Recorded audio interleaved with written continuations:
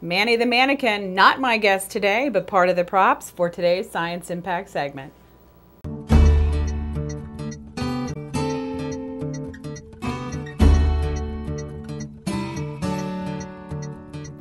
Welcome back. Science Impact, here we go. Today's guest is Bob Elling, an American Heart Association board member, a almost lifelong paramedic, and local. Bob, welcome to the show. Thank you. I'm glad to be here. So, along with your many hats as American Heart Association board member, involved in heart health for a number of years, you're also an author and an educator. Where do you teach right now? I teach in the paramedic program over at Hudson Valley Community College. A very successful program. It's a big program, It's yes. a big We have a program. lot of students. Yeah. So we're here today to kind of come off on a subject that we've talked about before here on Impact, which is about keeping ourselves alive. And you're here today to talk about sudden cardiac arrest and also CPR, kind of a different version of CPR than maybe us old fogies are used to. But why don't we start and talk a little bit about what you can tell us from the American Heart Association perspective? Well, we every 5 years we do research internationally to basically look at the science and see what the science tells us, and we make changes. And the latest version of the resuscitation standards tell us that in the first few minutes, probably the smartest thing to do would be to teach people one person, hands only CPR, which doesn't include the ventilation component. Now, when we went to that change for the citizens, that was a tremendous change. The reason why is in the past, many people have been reticent to do the skill because of the ventilation component. You know, they didn't want to put their mouth on somebody with green teeth and a beard who may have... Might be the first time they've ever met. Yes, yes, of course. So, so a lot of people didn't do anything. And now, what we've realized is the most important part of CPR, at least in the first few minutes until the professional rescuers get there, are the chest compressions. So we've made the skill tremendously simple. In fact, in about 20 minutes, you can easily learn the skill. Great, so let's back up. Someone on the floor has collapsed, someone has looked for a pulse, there's no pulse. Pick up the phone, call 911, get the first responders there. First responders come really quickly. We're really blessed in the United States with good response times compared to some of the other nations worldwide. But if they just sit on the phone and talk to the operator while we wait for the first responders to show up for our loved one, what chances does that loved one have? Well, survival is really a function of a series of links. We call it the chain of survival. So the first link is accessing, you know, realizing that we need help very quickly and accessing 911. The dispatchers will help you through, and they'll even encourage you to begin the steps of CPR. But the next step is for somebody to promptly begin CPR, and for me to tell you to go get an automated external defibrillator. There are many public places that have these devices. They're very simple to use. So AED is Yeah. what you might see written there, and those are the pads that you might have seen on a television show? Yes, it's a defibrillator. They're very, very simple. But see, if we have early access, early beginning CPR, early defibrillation if necessary, and in the meantime we've got the advanced life support system, or the professional rescuers are responding. Those are the essential links in survival. Now, the American Heart Association has worked very, very hard over the years to improve the quality of the training, and we really have upgraded the training of the professional rescuers. In most communities, we have well-equipped paramedics that can get to your house fairly quickly. All right. We also have excellent hospitals and doctors and physicians and nurses in the hospitals that are prepared to deal with you. But the most critical links really have to do with you. They really have to do with your ability to rapidly access the system and hopefully know how to do CPR. I say this all the time, and it's true. I've been a paramedic for 3.5 decades now. I originally was trained down in New York City and worked there before I moved to the Albany area. And I've been blessed to be in the right place at the right time many times, and we have, as a team, helped somebody survive a cardiac arrest. But the one thing that was very important is I have never, ever been at the scene where helped someone survive cardiac arrest if there wasn't someone there already who started CPR before we got there. That's how essential this is. So you can't bring someone, you have not been successful at bringing someone back from the dead when you've come there and it's been sudden cardiac arrest and someone hasn't been at least attempting CPR. No, because time is so important. In fact, we have research that shows that we can double, if not triple, your chance of survival if someone will start good quality CPR right away. And that's free. Yeah. I mean, training is cheap. Well, and it's not the onerous thing it used to be. It's not a 6-hour training course and anymore. It's about your neighbors and your family, realistically. You know, when a loved one in your family suddenly drops, you want to be able to know the right thing and begin the right care. Okay, and that's so essential.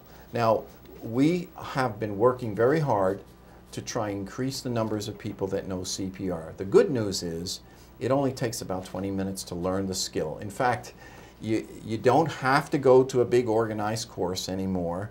You can literally buy CPR in a box. There's a kit, I'll show you the kit in a little while, of where you literally can buy the kit. It's got a blow-up mannequin that's kind of like a pool toy, and you put the DVD on and you can learn it in your own living room.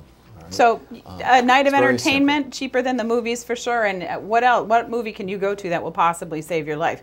This is a lifesaver. It's such a cheap piece of advice too. The next thing that we want to do that's very important is we would like to be able to say that every student that graduates high school in New York State knows CPR. Now, they all have to go to health class. They all go to gym.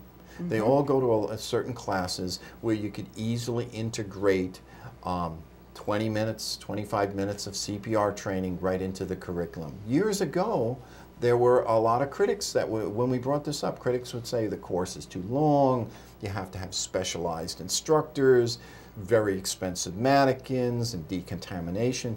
All those obstacles are gone today. Now that the 2010 standards basically say the general public really needs to know the hands-only procedure. They don't need to know the ventilation component for adults, and it can be they can be easily trained in about 20 minutes. So if we have educators that are out there right now who are thinking this is a great opportunity to improve survivorship of loved ones around, where do they find more information about CPR in the schools? Well, there is a website that has all this. You can go to the American Heart Association's website. There's plenty of information there.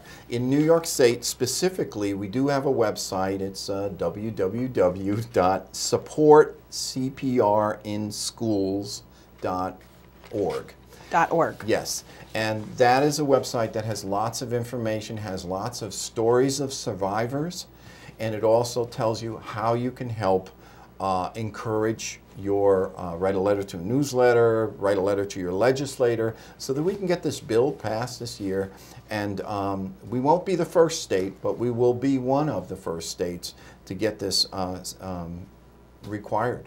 Well, one other piece of interesting advice that you had given me prior to the show is your survivorship of sudden cardiac arrest really correlates very well to the percentage of the population that knows CPR? Well, it's interesting to know. Way back when I went through paramedic training, we learned about what they were doing in Seattle. And it was unrealistic. You just couldn't imagine that they had trained like 40% of their city in CPR. That was the old days, the 6-hour training course. Yeah, that was the long course. Yeah. Right? But at the same time, we always heard about all these incredible survival stories in Seattle. Well, here we are, 35 years later, we finally realized that the numbers of people in the citizenry, or the numbers of people in your community that know CPR, is very close to the percentage of survival. Now, so in your community, if there's only 10% of the people that know CPR, the likelihood is that survival probably only hovers around 10% too. But some communities have made an effort to increase the numbers. and as they increase the numbers, the percentage of survivors goes up. It's interesting because right now, if you were in a Las Vegas casino, all right, gambling, and you had a cardiac arrest, the chances of survival are somewhere between 50% and 75%. All right, and well, of course, that's not the real world because everybody's on video and they saw you drop. Right, They saw and the you drop. AEDs in the They corner. train tons of people, right, and they have AEDs everywhere.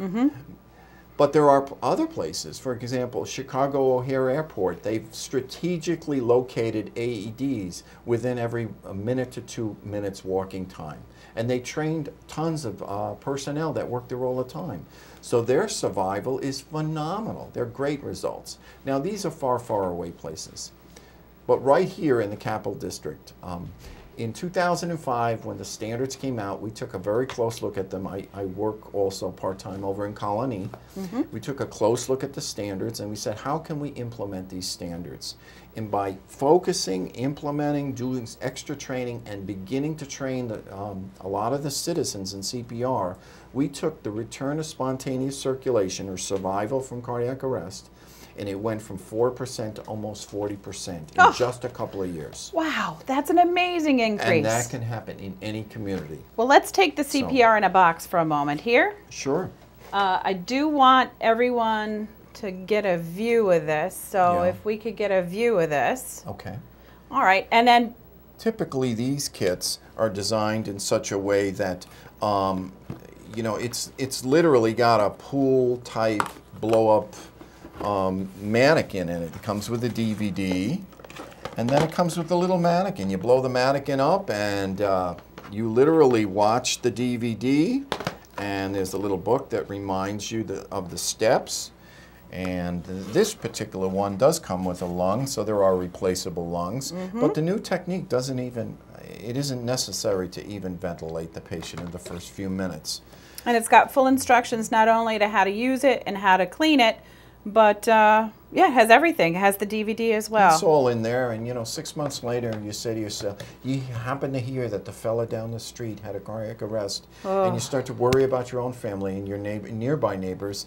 You pull the kit out again and you refresh yourself. Well, you think about scout troops, book clubs, any of these loosely organized associations could really use with some simple training here. Sure, sure. Yeah. And you know, it isn't, I mean, this is just one way to do it. I mean, basically, the bottom line is what we're looking for right now is we're really looking for support to train the kids in the high schools.